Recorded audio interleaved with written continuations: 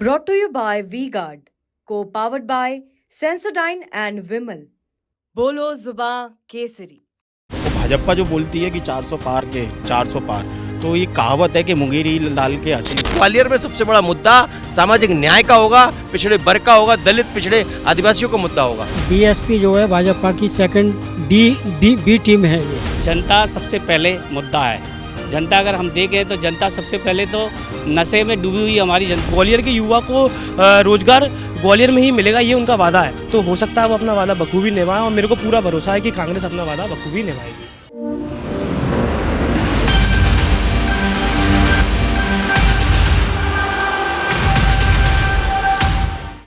जो बिल्डिंग इस वक्त आपको अपने कैमरे में नज़र आ रही है, एक दौर था जब मध्य प्रदेश की विधानसभा इसी बिल्डिंग से लगा करती थी। अब वो विधानसभा तो भोपाल पहुंच गई, लेकिन इसके साथ ही कई कार्यालय ऐसे हैं जो अभी भी ग्वालियर में हैं, जिनके लिए जनता को ग्वालियर ही आना पड़ता है। हम भी इस वक्त ग्वालियर में हैं, बैजाताल में हम मौजूद हैं। बहुत ही सुंदर नज़ारा जो है यहाँ नज़र आ रहा है। शाम का समय हो चला है तो लोग भी धीरे धीरे यहाँ पे आना शुरू कर रहे हैं। अब इनके बीच हम हैं तो जानेंगे कि ग्वालियर लोकसभा सीट पर आखिर माहौल क्या है, किसको जनता मजबूत प्रत्याशी मानती है, किसका पलड़ा भारी है, या फिर जनता के मुद्दे क्या कहते हैं। तो आइए जानते हैं, कुछ लोग हमें यहाँ पे नज़र आ रहे हैं, उनसे जानते हैं कि इस बार क्या मुद्दे ग्वालियर लोकसभा सीट पर बने हुए हैं।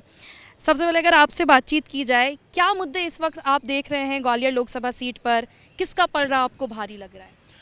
ग्वालियर लोकसभा पे देखो चेंजिंग का माहौल है सब जगह, देखा जाए तो युवाओं में और जो क्या बोलते बुजुर्ग है, महिलाएं हैं, उनमें सब में ये चेंजिंग का माहौल है। युवाओं को मेन चाहिए रोजगार, अच्छी शिक्षा चाहिए। जो यंग अभी जो 18-19 साल के लड़के आ रहे हैं उनको अच्छी एजुकेशन चाहिए।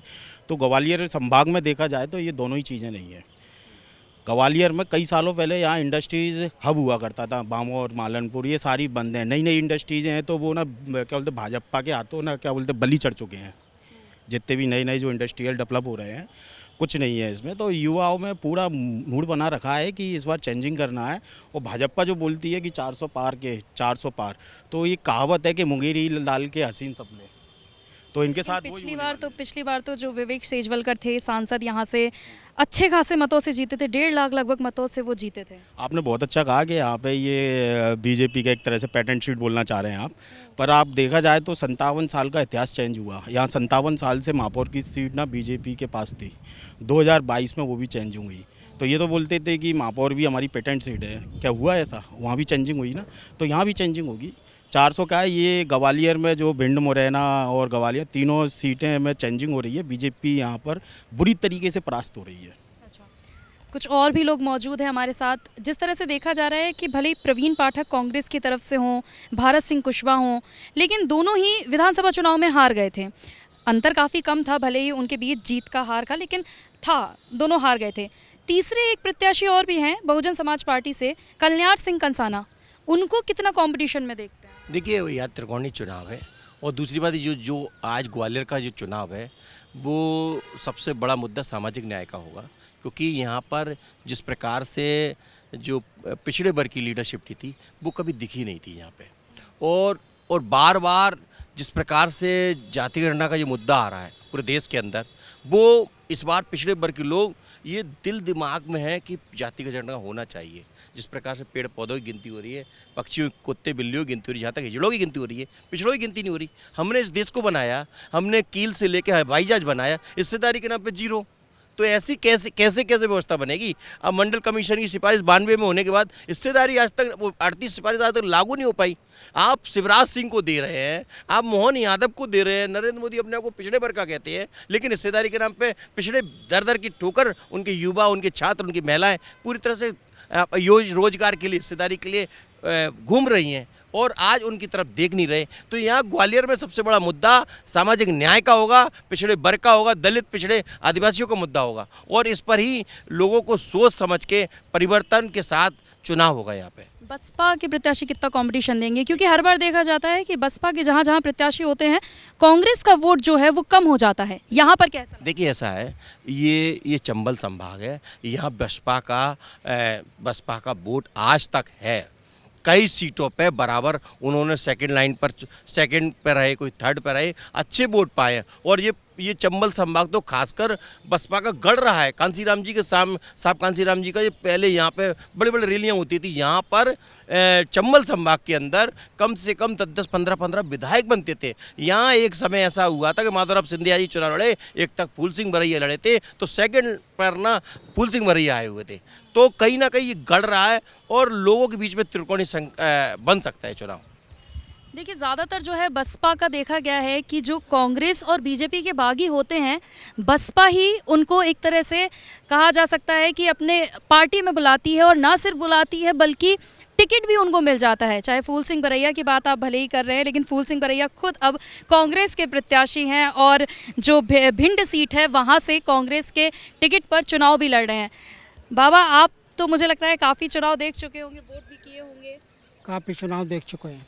बसपा का जो है विधानसभा में तो ठीक है, दूसरे तीसरे नंबर पे फिर भी कहीं देखने को मिल जाता है, लेकिन लोकसभा में इतना नहीं देखने को मिलता है। जो मुख्य मुकाबला होता है वो ज़्यादातर सीटों पे देखा गया है ग्वालियर चंबल अंचल की कांग्रेस और बीजेपी के बीच में ही रहता है। बीएसपी जो है भाजपा की सेकंड बी टीम है ये। जब फूल सिंह बरैया पावर में थे तो वो सीएम बन सकते थे मध्य प्रदेश के, परंतु मायावती नहीं चाहती कि यहाँ कोई सीएम बने बीएसपी का, इसलिए बीएसपी का तो पतन शुरू हो चुका है। अच्छा, मतलब कल्याण सिंह कंसाना ज़्यादा कड़ा मुकाबला देते नजर नहीं आ रहा? कुछ नहीं, वो तो भाजपा की बी टीम है। अच्छा, हाँ, प्रवीण पाठक की बात की जाए तो प्रवीण पाठक कितना? प्रवीण पाठक जो है काफ़ी अच्छी स्थिति में है आज की तारीख में। और कांग्रेस का जो मैनिफेस्टो जारी किया है, न्याय पत्र, 30 लाख बेरोजगारों को रोजगार देने का, लखपति बनाने की योजना, किसानों को जो समर्थन मूल्य देने की बात, जातिगत जनगणना, ये सारे मुद्दे जो कांग्रेस ने उठाए हैं ये महत्वपूर्ण मुद्दे हैं। इसके लिए जनता वोट करेगी और काफ़ी अच्छी स्थिति में आज ग्वालियर चंबल संभाग में कांग्रेस जीतने की स्थिति में है। देखिए, तो कई मुद्दे कांग्रेस के मैनिफेस्टो में भी हमने देखे थे, तो इन लोगों का मानना है कि वो मुद्दे जो हैं वो हावी रहेंगे। कुछ युवा भी हमारे साथ हैं। आप कितनी बार वोट दे चुके हैं? जी, मैं चौथी बार वोट दे रहा हूँ इस बार। जी, लोकसभा का नहीं, लोकसभा का तो पहला ही वोट है। वैसे मैं चौथी बार वोट दे रहा हूँ। किस तरीके से देखते हैं? इस बार युवा जो है वो बदलाव चाह रहा है, और बदलाव युवा इसलिए चाह रहा है क्योंकि युवा की दो सबसे ज़रूरी चीज़ें, युवा को अच्छी शिक्षा और रोज़गार चाहिए। देखिए, युवा का जो मानना है वो ये है कि युवा ना हमेशा किसी पार्टी की तरफ नहीं, हमेशा बदलाव की तरफ झुकती है। जहाँ युवा को बदलाव देखेगा वहाँ युवा जाएगा। प्रवीण पाठक हैं, बात कर रहे हैं 1 लाख रोजगार दिया जाएगा, उससे काफ़ी प्रभावित आप मुझे जी, लग रहे हैं। प्रवीण पाठक जी की बात से मैं सहमत हूँ, क्योंकि प्रवीण पाठक जी ने बोला है कि वो 1 लाख युवकों को रोजगार देंगे और ग्वालियर के युवा को रोजगार ग्वालियर में ही मिलेगा, ये उनका वादा है। तो हो सकता है वो अपना वादा बखूबी निभाएं, और मेरे को पूरा भरोसा है कि कांग्रेस अपना वादा बखूबी निभाएगी। अच्छा, तो यहाँ पर जो है थोड़ा सा बदलाव वाली स्थिति इन लोगों के बीच देखने को मिल रही है, परिवर्तन की स्थिति ये लोग कह रहे हैं, क्योंकि इस बार जो है भारत सिंह कुशवाहा हैं बीजेपी की तरफ से प्रत्याशी। वहीं अगर कांग्रेस की बात की जाए तो प्रवीण पाठक कांग्रेस की तरफ से प्रत्याशी हैं। और इन जिनसे हमने बातचीत की है, यहाँ पर आम जनता मौजूद है जिनसे हमने बातचीत की है, तो कहीं ना कहीं बदलाव की स्थिति ये देख रही है।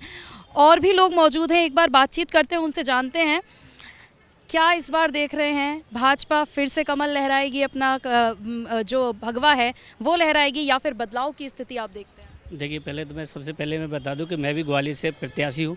अच्छा जी, आप मुझसे बात कर रहे हैं, अरे है ना? ये तो अच्छा, आप प्रत्याशी निर्दलीय प्रत्याशी हैं किस तरह? जी, मैं बहुजन मुक्ति पार्टी से समर्थित प्रत्याशी हूँ ग्वालियर से।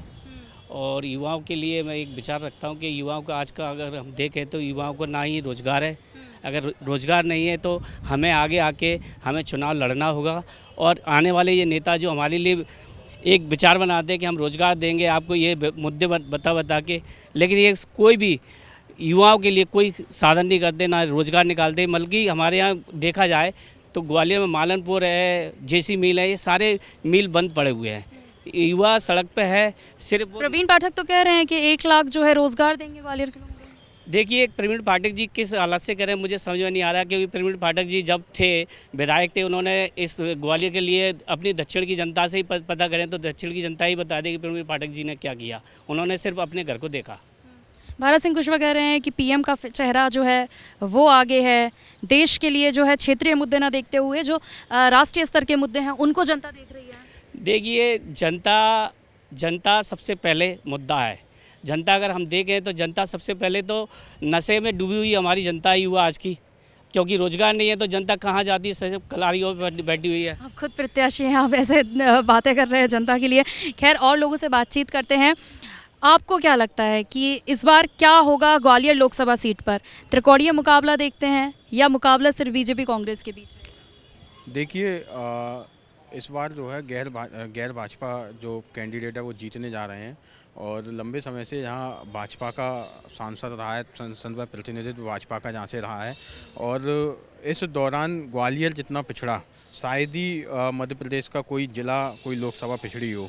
ग्वालियर मध्य प्रदेश के टॉप महानगरों में से एक है, चौथे नंबर का महानगर है। लेकिन आप ग्वालियर आए हैं तो आपने भी देखा होगा यहाँ की इंफ्रास्ट्रक्चर, जहाँ की व्यवस्थाएं, जहाँ की रोडें, जहाँ का विकास कितना हुआ है। जितना मतलब संसद में रिप्रेजेंटेशन के बाद जब मंत्री पद का यहाँ सेंट्रल में रिप्रेजेंटेशन यहाँ के लोगों का रहा तो जितना होना चाहिए था उतना यहाँ का विकास नहीं हो पाया। जहाँ शिक्षा के केंद्र उस स्तर के नहीं बन पाए जिस स्तर के जहाँ होना चाहिए थे, स्वास्थ्य के केंद्र उस स्तर के नहीं बन पाए जितने होना चाहिए थे। यहाँ के लोग कहाँ जाते हैं? जैसे आसपास की अगर बात की जाए, भिंड, मुरैना, दतिया हो गया, तो वहाँ के लोग तो ग्वालियर ही आते हैं अपना मेडिकल चेकअप करवाना हो या 12th के बाद की युवाओं को पढ़ाई करनी हो तो वो भी देखा जाता है कि लोग ग्वालियर आते हैं। फिर ग्वालियर के लोग कहाँ जाते हैं?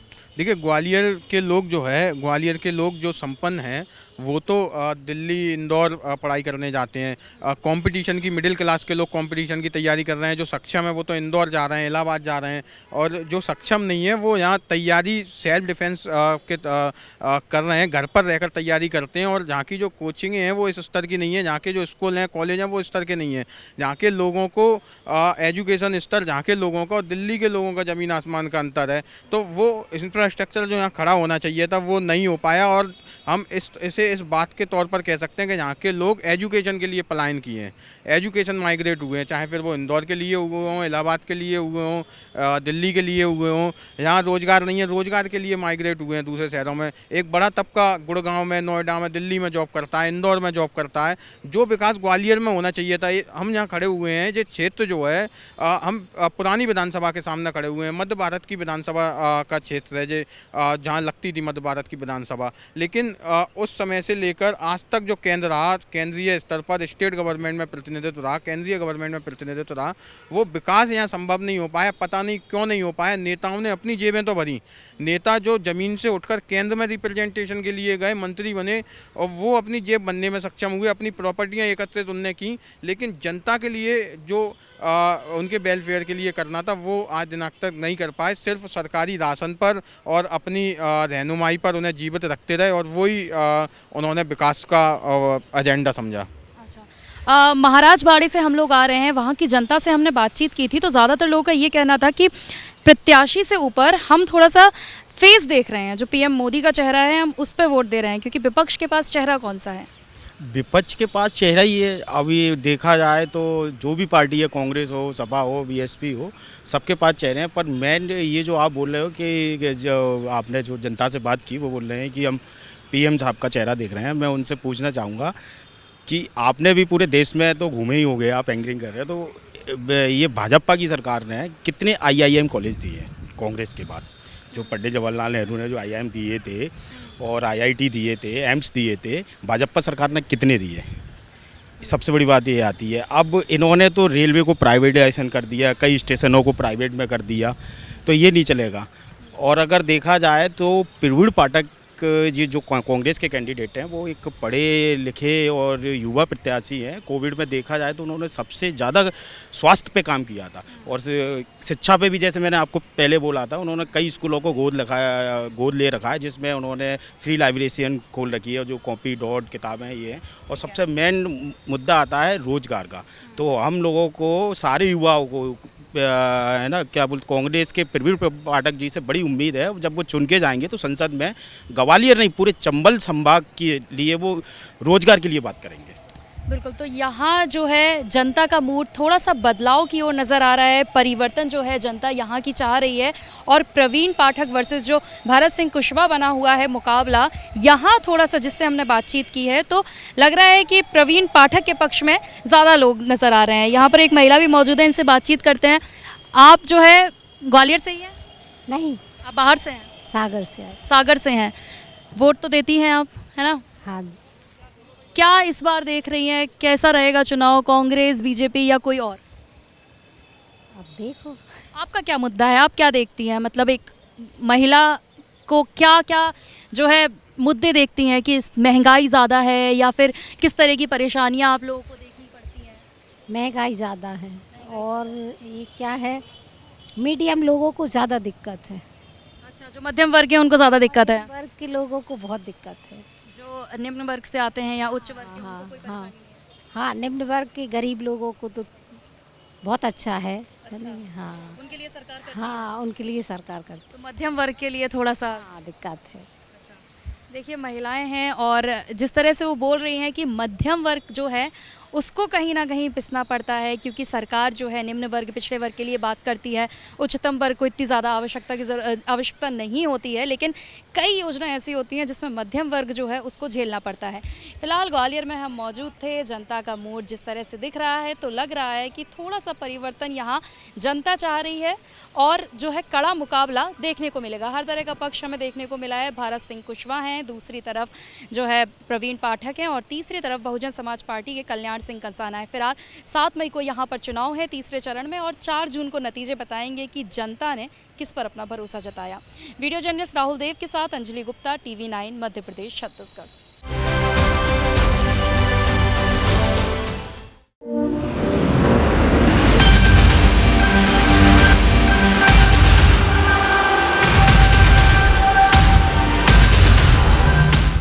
Brought to you by V-Guard, co-powered by Sensodyne and Vimal.